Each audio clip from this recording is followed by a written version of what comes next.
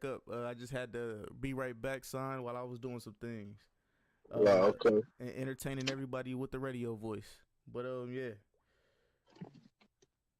All right. So y'all ready for this, man? What we tackling first? Okay.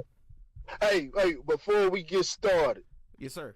Do y'all want to address this now, or can we squeeze it in? Because it's not on the list, but I wanted to speak on Steve Harvey because I saw the actual interview. I saw the actual interview. Okay, yeah, we can speak a little, just go into it a little bit of time because I want to touch on that because that was interesting, man. Go ahead, Lauren. Did you see it by any chance? As a matter of fact, I did. Well, I will be leaving it mainly up to you guys, but I did see some clips, so you guys can take it away. Okay, you want me to? Well, nah. What it was it was you don't know, Steve Harvey. Can y'all hear me all right? Mm-hmm. Okay, yeah, it was Steve Harvey. He had Monique as a guest, and was basically just they were going into some of the issues she's had over the past, I say, year, 6 months to a year. I've done nothing wrong. When you tell the truth, you have to deal with the repercussions of the truth. We black out here. We can't come out here and do it any kind of way we want to. Listen to me. Your husband can't be the Sydney that he really is out here. Let me tell you something. That flexing, we got to flex a different way. We out here in a game. This the money game. This ain't the black man's game. This ain't the white man's game. This is the money game. But we in the money game. And you cannot sacrifice yourself. The best thing you can do for poor people is not be one of them. You cannot help them. We're in the money game. But let me tell you what the game is before the money game. Like before the money game, it's called the integrity game. And we've lost the integrity worrying about the money. But Mo, wait a minute. If I crumble, my children crumble, my grandchildren crumble. I cannot, for the sake of my integrity, stand up here and let everybody that's counting on me crumble so I can make a statement. However long it's been, and she claims to have been blackballed from Hollywood, and it's been a lot of dust kicked up with her, and she's rubbed a lot of people the wrong way. But this is an interesting interview just for it. I keyed in on some words that Steve Harvey was talking about. So you said you saw it, Lauren. He got into some parts where he talked about she was culpable on some ends, she was culpable of doing some things that rub people the wrong way. And on that, I side with her. On that, I side with him as far as, you standing on stage and you want to tell somebody. He said she told Oprah, Tyler Perry, and somebody else, but it was another, big black, black person in the entertainment field that's a millionaire, and Lee Daniels, yeah, and basically told them to suck her dick. You know what I'm saying? Of course she doesn't have a dick, but that's what she said. That's always the biggest form that's looked at as respect, and that's definitely what she was looking for in saying that. Now, if you tell somebody to suck your dick or something like that, be prepared to never fuck with that person ever again. Right. And that's what I agreed. So that's what I agreed with him on. But see, then when he slid completely off the. Hold on, let me turn the light on for this. So he slid completely off the goddamn rails, because now he starts talking about, because she's coming from a stance of she believes that she was showing integrity. And in some parts, yeah, go ahead, tell motherfuckers what you think you worth. You know what I'm saying? Now, people can respond. I personally don't think Monique is funny, but there's people that probably, and from what I've seen, there are some people that think she is funny. I don't think she's funny at all. But, and that's something that she can negotiate. But, and the way she did it may have been wrong, but what he was talking about was completely wrong in my eyes. It was completely wrong, because he started talking about she believes she was coming to the situation and approaching it as being an artist that stands on integrity. And his damn answer was he started getting into buck dancing mode. He had that old little buck dancing voice. We black out here.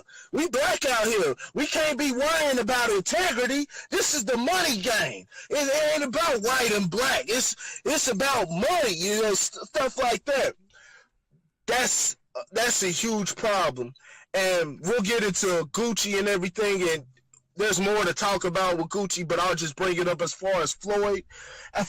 Between Floyd and Steve Harvey, which one is the free man out of those two? Steve? No, Floyd. No. Okay, continue.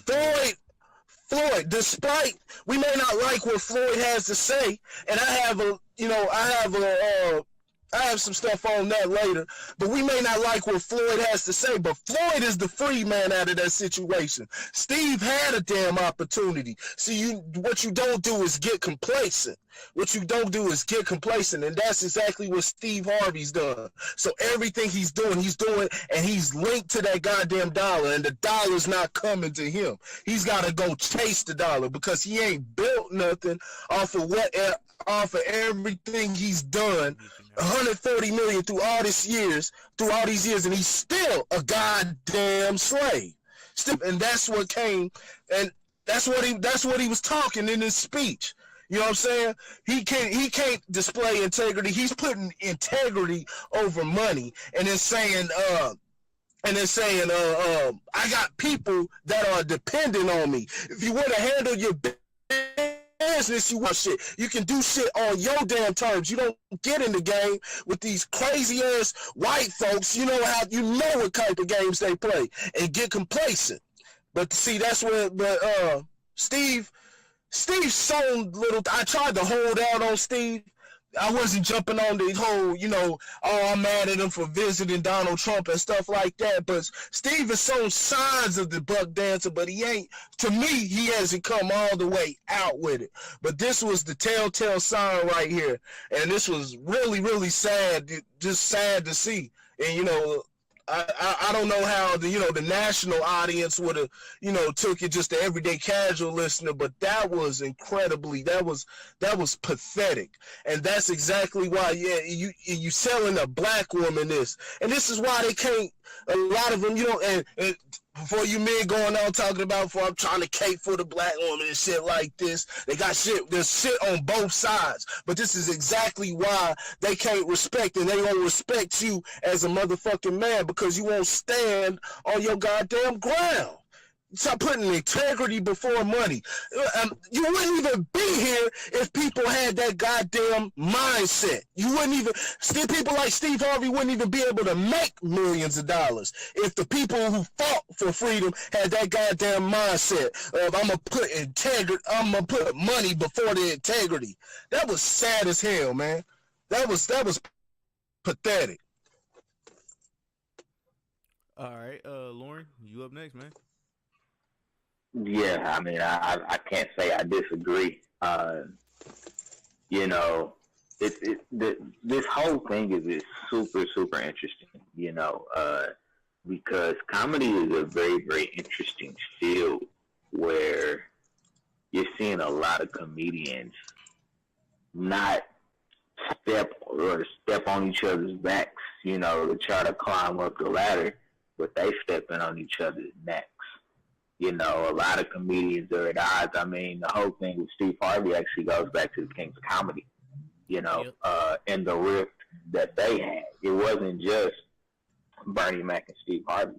It was Steve Harvey and D.L. Hughley, too, and Cedric, too, in a lot of ways, That's why if you recognize the ascent that Steve Harvey took, while everybody else really, for the lack of better words, just kind of went into their own lanes, understood what lane that they needed to get in because they weren't accepting of bowing down, to the almighty dollar. And it's crazy how as adults, we talk to the young kids about, it's not all about money, but then we go and do this stuff, because Steve Harvey 10 years ago was a proponent of do it your own way.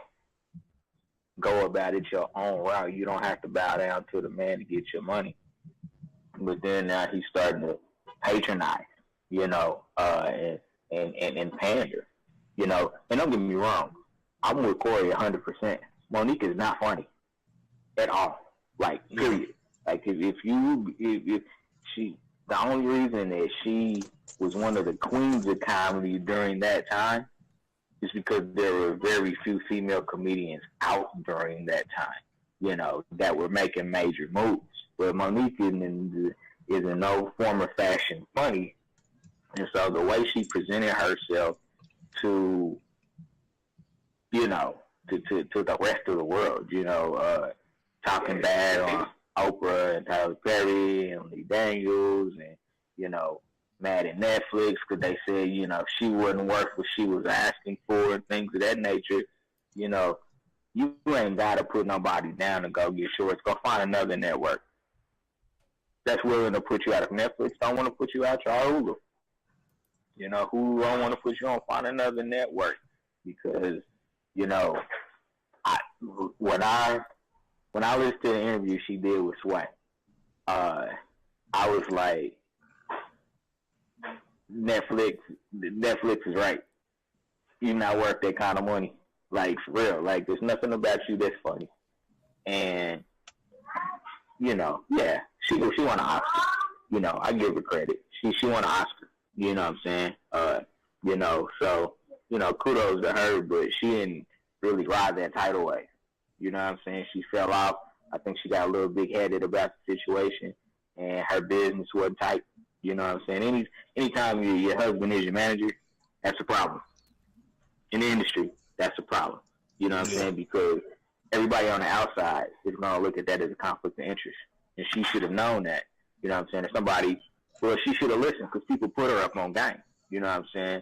And was like, your husband doing this is not a good look in the industry. But she wanted to do it her way. So if you want to do it your way, you can't be mad when other people don't let you in. You know what I'm saying? You gotta kick that door down yourself. You know what I'm saying? Steve Harvey's changed. You know what I'm saying? He's got Hollywood. He's gone into that mantra of, I gotta sell out for $1 to try to get, money from my people. You know what I'm saying? But when you go at it that route, there's a lot of pitfalls and a lot of things that can happen, when you go at it that route. Because I do think that he has the interest of black people, but the way he's going about it is a really, really slippery slope.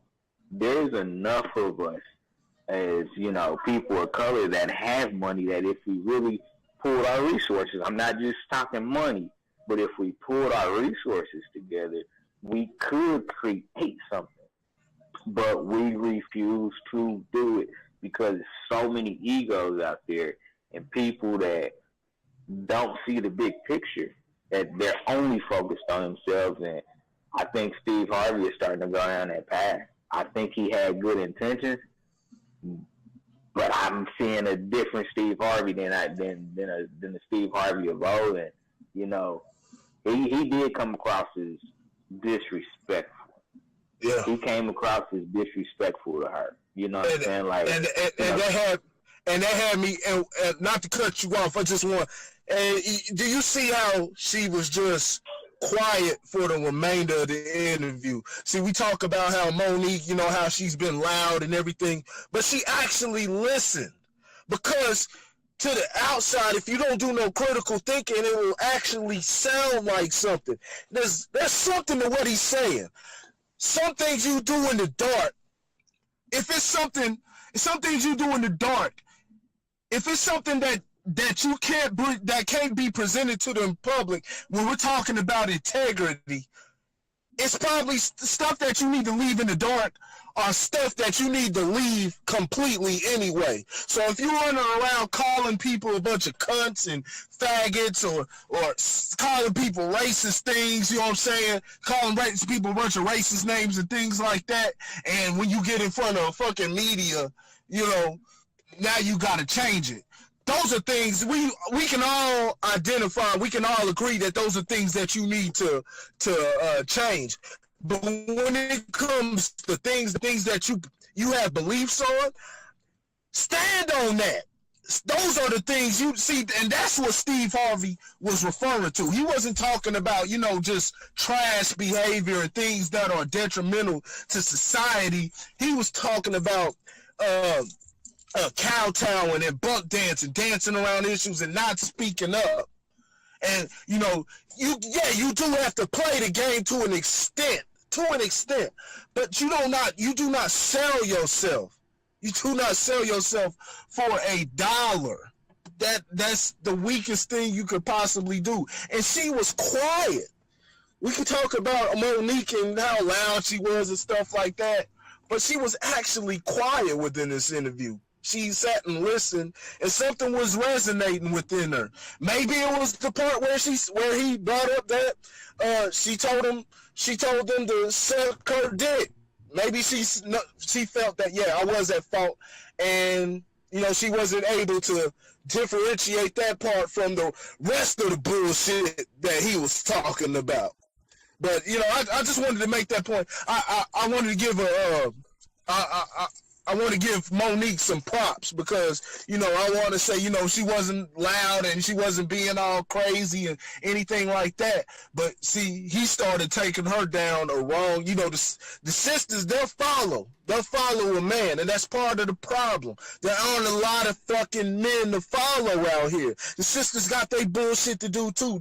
The women are scarce, the ones that you can refer to as women, but men are doing their bullshit too, and a lot of them are doing the bullshit and trying to point it back at the females' part. And this was a clear sign of that shit. That was complete weakness. That obviously she may not have been in agreement with it, but she didn't have a rebuttal for it. She didn't have a rebuttal past that. And see, here's the thing, man. Like, you know, colleagues respect each other. You know what I'm saying? So you got two, we'll say old school comedians. You know what I'm saying? So I think that was one of the first times that, you know, she listened to somebody that she had a little bit of respect for. Yeah. And, you know, I think she's starting to realize that she needed a long time ago, but whatever the case may be, she needs to humble herself. You know what I'm saying? Because every time I listen to a Monique interview, I'm like, you don't even sound humble. You know what I'm saying? Like, and I think that that's one thing that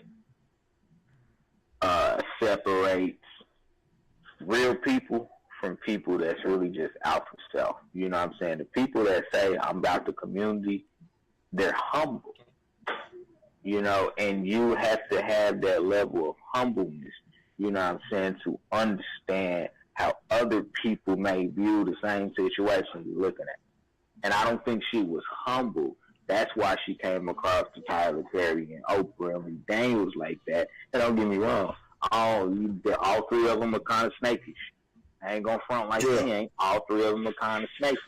You know what I'm saying? Yeah. However, humble yourself in the presence of others. If you want to be egotistical, do that stuff, you know what I'm saying, in a music video behind closed doors. You know what I'm saying? But you got to humble yourself, you know what I'm saying? And, you know, I think she's starting to learn that. You know, Steve broke her down a little bit, and you can go either way. I go either way with my opinion of how he broke her down. But, it was shocking to me to see her not say anything. That's not Monique in a lot of ways, you know what I'm saying? Like, she'll tell you, I'm that loud bitch. She said that for years, you know what I'm saying? So to see her so quiet, I was like, man, either she is shut completely down because she pissed off, or something struck a nerve. But I mean, she got quiet, like mouse quiet. You know, and so yeah, that was crazy. Randy, when you get a chance, man, like check it out, man, cause it's eye opening. Yeah. Okay. So one thing that you brought up, Corey. So Steve, you said it was one thing that you brought up, and I did hear from somebody else. They said that Steve Harvey doesn't own the TV show that he runs, or that he's on. Mm-mm. He doesn't own that at all. Really? No, it's owned by the network. Yeah. I thought isn't it like the Harvey show or some shit like that, or Steve show or some shit? Yeah, they just gave him the title. That's the same as the Jerry Springer show. He ain't on that. It's just like Trump with the Trump Towers. Trump doesn't own the actual building. He just lends his name out. He just lends his name out. And a lot of the towers that he's lent his name out have cut ties with him. So yeah, he just lends his name out, but he doesn't own the actual building. Oh, okay, all right. So yeah, I guess I'm gonna have to check it out, and then I give my what's the name, but the loudmouth. Wow. And that what you want to say, that Grammy that she won, that wasn't a good thing. I'll be honest with you. That was a demeaning movie to black people in general and black women. I'm just gonna say it. I'll say it. Like that was for the white folks to laugh at y'all ass. But I'll be honest with you. I've never seen Precious. I've never seen it. You ain't missing shit. It was a good movie, but the problem with it was it always takes something like that, something that's, like you said, demeaning and, real just kind of just nasty for a black person, especially back then, for a black person to win it. Just like Denzel, like Jadakiss said, go crooked before he took it. He had so many great roles playing before Training Day. And it took him playing a corrupt role to finally for him to get for the work that he's done through the years. Probably one of the greatest actors ever. Here's the worst one. Here's the worst one in Denzel. Yeah. Halle Berry couldn't get an Oscar for losing Isaiah. Right. But she got an Oscar for Monsters Ball. Right. She got 0 awards for losing Isaiah. But got an Oscar for Monsters Ball. Right. That's perfect. For being somebody's slut. Yeah. Fucking the white man on camera. Right. Shout out to Billy Bob Thornton, no man. Because I would have took that role. And Taraji P. Henson alluded to it because Taraji P. Henson has had great roles. And it didn't took until she played Cookie on that terrible ass show Empire. I think it's just a complete clusterfuck. And it took that. Show? Yeah, and it took that. I've never seen that either. Yeah, it's a complete clusterfuck. I said that from the first episode. This show was terrible. Just the way the edits, the way the story is told, the pacing of it. It's a terrible show. And I said that from the start. But it took her playing a role like that, just saying a bunch of crazy and funny ass one-liners for people to repeat on social media for her to win the award. And she made it clear when she won the award. It's like, I've done other things, but okay, I'll take it. She alluded to it. I forgot the exact words, but she alluded to that. Now did she win an award for what's the movie when they were the scientists? The space lady. Yeah. That was a great movie. I think they did. She got an award for that. Okay, that was a great movie. She definitely get an Oscar. deserved it. I don't know what she got, but she got I think it was supporting role or some shit like that. Like, yeah.